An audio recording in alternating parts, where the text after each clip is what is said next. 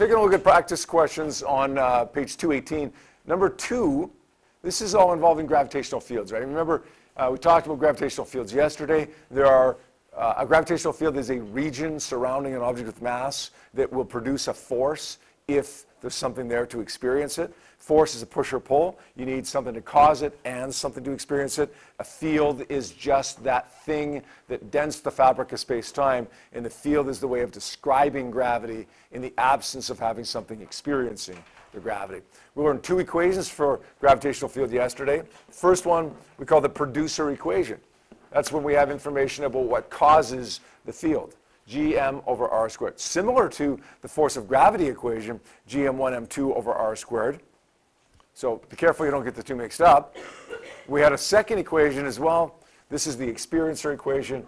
G is equal to F over m. Remember that you're only going to use one of the 2. Even if you have information about both the producer and the experiencer, you're going to use either the producer equation or the experiencer equation. Doesn't really matter which one in that case. M in the first one, the mass of what causes the field. M in the second one, the mass of what experiences the field. Question number 2 says, an 80 kilogram astronaut is in orbit this far from the Earth's center. We want to find the gravitational field strength at that location. All right, we got 2 objects here. We have the Earth and we have the astronaut, right? 2 objects. Tell me, one of them is going to be a producer, one's going to cause the field, one of them is going to experience the field. Which one is the producer? The Earth is the producer. The astronaut would experience the gravitational field. All right. What do we have more information about? Not necessarily in the question, but if we read between the lines, if we look at all our tables, our data sheet, and so on, what do we know more about? This astronaut or the Earth? The astronaut? Okay. If we know more about the astronaut, then we're going to use the experiencer equation, right? F is equal to, G, I should say, is equal to F over m. This is the mass of the experiencer. That would be 80 kilograms, right?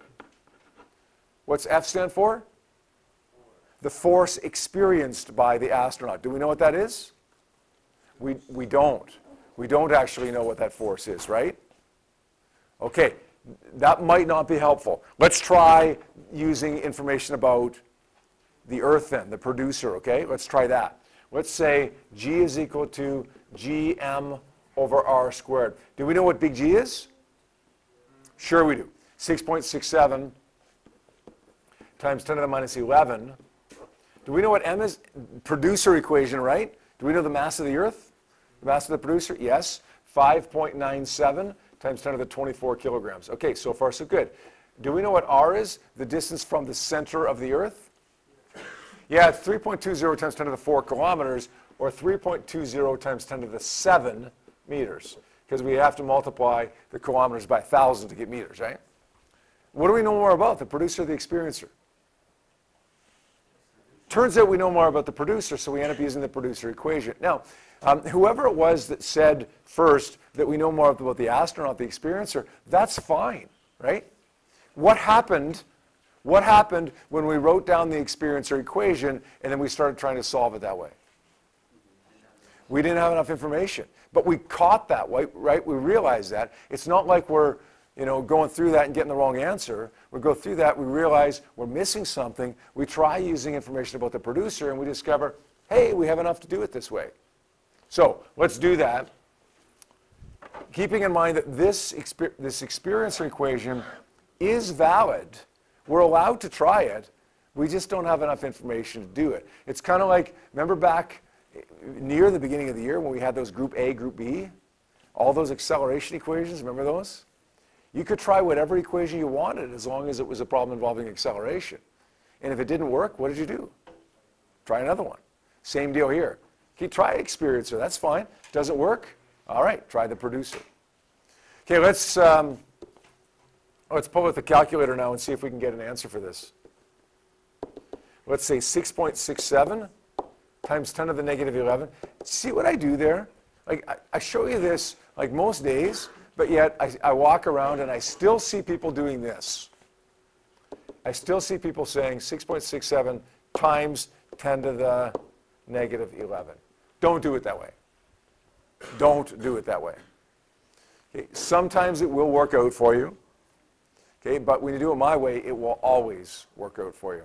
The danger of doing it this way, even though that is technically correct, the danger of doing it that way is your calculator does not consider all those numbers to be part of the same number. It's saying 6.67 times something. Make sense? Whereas if I do it this way, your calculator it's not saying 6.67 times something. It's just 6.67 times 10 to the minus 11 is all one number. Does that make sense? So that can be an issue, especially when you're dividing by numbers. So do it my way, even though when it's on the top, you end up getting the same thing. 6.67 times 10 to the minus 11, I'll get your question in just 1 second. Multiply that by 5.97 times 10 to the 24. And then we divide that by, let's use some brackets on the bottom, 3.2 times 10 to the 7, E7, and then square that bottom number. We end up getting 0.3888, or 0.389. And the units we said were newtons per kilogram or meters per second squared. They have 3.89 times 10 to the minus 1. I got 0.389, same deal, right? Kenzie?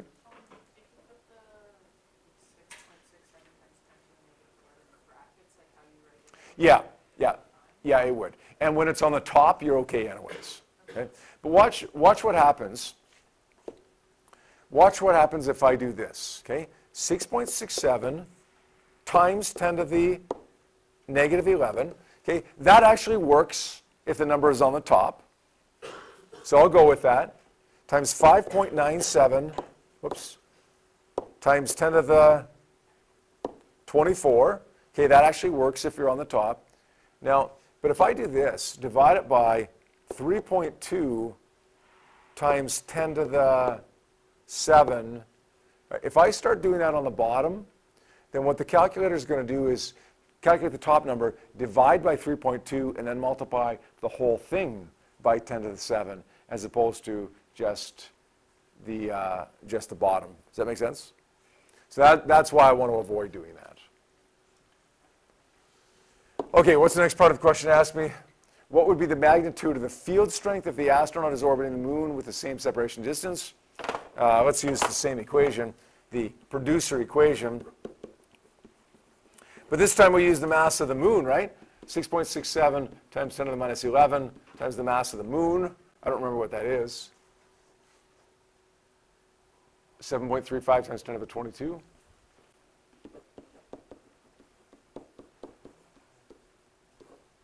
Divide up by r, and the r is the same distance, 3.2 times 10 to the 7. So we're going to do that exactly the same way. And when we do that, we should get 0.00479 newtons per kilogram, or we could say 4.79 times 10 to the minus 3. Why do you think the field strength caused by the moon at this height is less than the field strength caused by the Earth? It's lighter. Like the moon dents the fabric of space-time less than the Earth does because it's lighter. When you put that little rock in the middle of that blanket in our little thought experiment that we had the other day, you put the little rock in the middle of it, it dents the blanket a little bit, right? But when you put that big heavy brick in the middle, it dents it a lot more, and it has a lot more effect on that marble in the corner. 3, the highest satellites orbit Earth at a distance of about 6.6 times the radius of the Earth from the Earth's center. What would be the gravitational force on a 70-kilogram astronaut at this location? This is kind of a good question. There's a couple ways of tackling this. I'm interested to see how many people tackled it each way. What's the force on an astronaut at this location?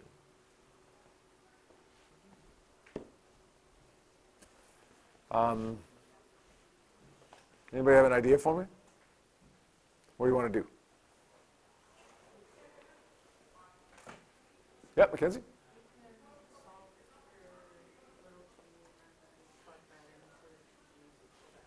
Okay, so let's use, what's the producer, what's the experiencer here?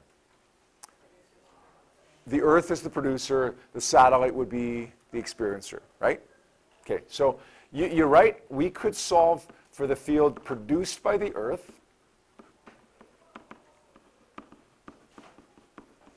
using the mass of the Earth here is 5.97 times 10 to the 24, using the distance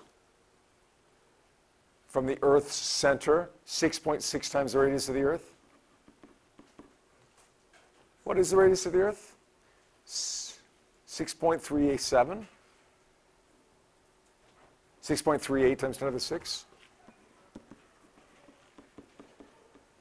If it's 6.6 times the radius of the Earth, I'm just going to multiply the radius of the Earth times 6.6.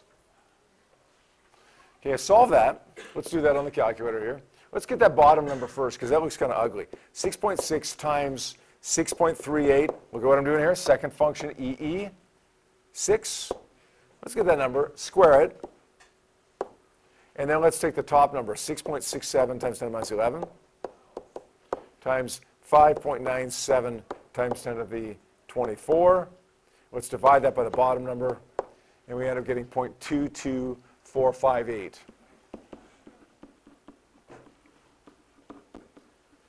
Okay, is that what I'm looking for? No, I'm looking for the force of gravity, right? But Mackenzie, even if this doesn't help me, like this is absolutely correct what we've done, right? Okay, worst case scenario, I've done something that's not helpful, but it's not wrong. Turns out this is going to be helpful because, as you said, we can now use the experiencer equation, rearrange it to solve for F, and look at what we end up getting. Remember we said when we introduced Newton's law of universal gravitation, F is equal to g m1 m2 over r squared. We could always use m times g. The problem was we didn't always know what little g was.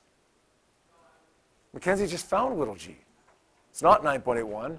It's 0.22458. We can use this equation whenever we have little g.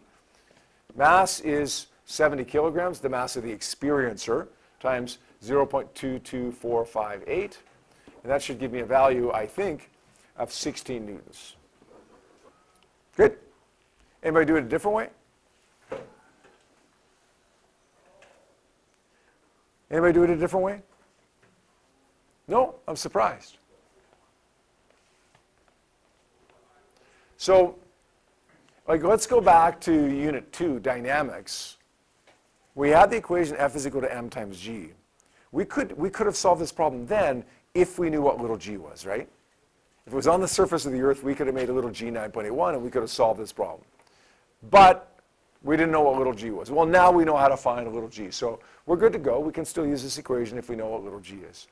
The other option, though, is to do what we learned earlier on in this unit. And that is to say F is equal to g m1 m2 over r squared. G times both masses divided by r squared. Guess what we get? 16 newtons. Nobody did it that way? These are both correct. They'll both get us the same answer. Now, I'm going to show you just something off to the side here to so you understand the relationship between these equations here. Okay, if I set my producer equation equal to my experiencer equation, gm over r squared, m being the mass of the producer, equals to F over m, m being the mass of the experiencer. And then I rearrange this. What do I end up getting? G times the mass of the producer times the mass of the experiencer over r squared. So really, whether you do it the first way, get the field strength and then use the experiencer equation, or whether you use the second way, it doesn't really matter because they boil down to the same thing, really. You have to get the same answer both ways. Let's do one more example here now. Example 4.6 on page 220 says, what's the mass of a 60 kilogram student on Mars and on Earth? What is the student's weight at the equator on Mars and on Earth? Who can give you a lightning fast answer for question A? 60 kilograms. What's the mass anywhere in the universe? 60 kilograms. Now, what's weight defined as? Nope. That's apparent weight. Actual weight, or just weight, is force of gravity. Force of gravity. There's two ways we can tackle this. We could use the experiencer equation,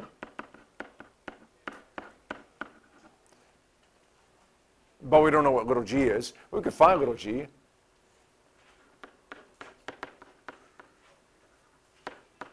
Right? Does it make sense? Got this, 60 kilograms, got this. Oh, what would R be? On the equator of the Earth. No. It has to be to the center, right? So we'd use the radius of the Earth there. The 6.38 times 10 to the 6 number that's on that table. You'd get G. And you know what? It's going to be very close to 9.81. Not necessarily exactly. Get G, sub it in here, solve for the force. Done. Got it. What's the other way to do it?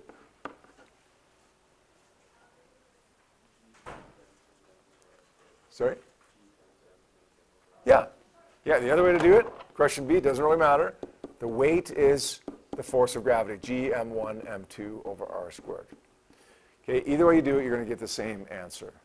Ladies? Which way would you rather do it, blue or green? Okay, let's take a look at green here. The mass of the student is 60 kilograms. The mass of the Earth is 5.97 times 10 to the 24. Divided by the radius of the Earth, 6.38 times 10 to the 6 squared.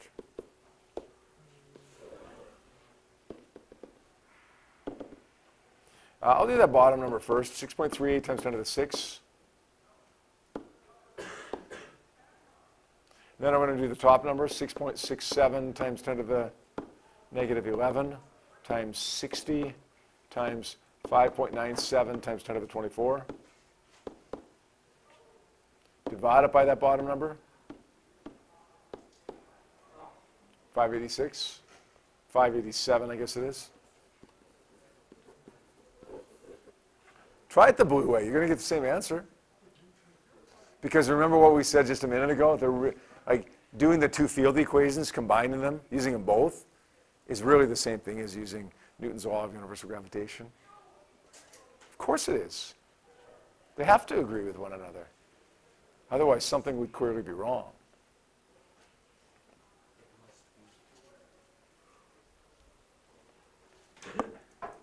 All right, here's a couple questions, 3 questions actually for you to work on. Remember that sometimes you have to use the producer equation. Sometimes you have to use the experiencer equation. Sometimes you could use a combination of the two equations, or you could use that force equation that we learned about a little while ago. Okay? Do whatever you want. As long as it's valid, do whatever you want to get the correct answer. Okay, let me know if you have any questions.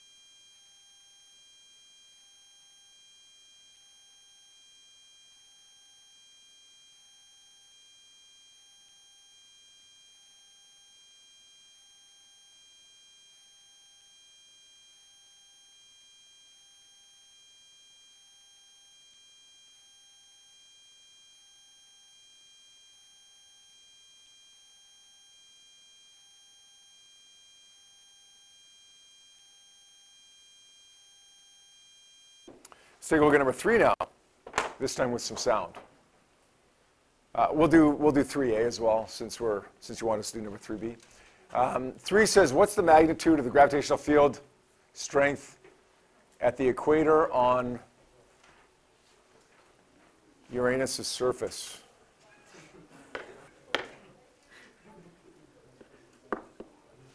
This is a producer, right? So let's find the field strength caused by that producer. It is 6.67 times 10 to the negative 11 times what mass? Well, not the mass of the experiencer, but rather it would be the mass of Uranus, which is 8.6. Times it by 8.68 times 10 to the 25 kilograms.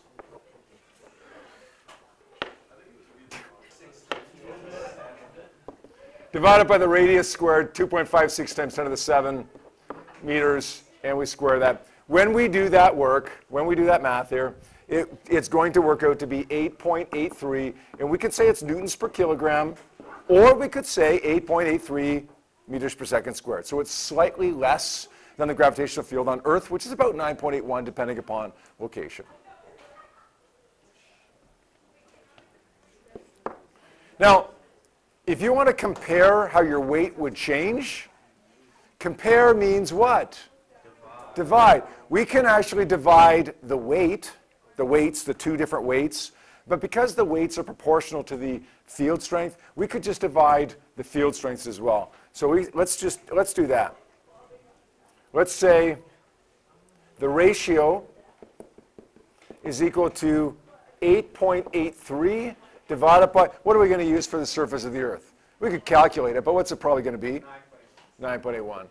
We do that, it should work out to be 0.903. So that would mean the ratio of your weight would be 0.903 to 1.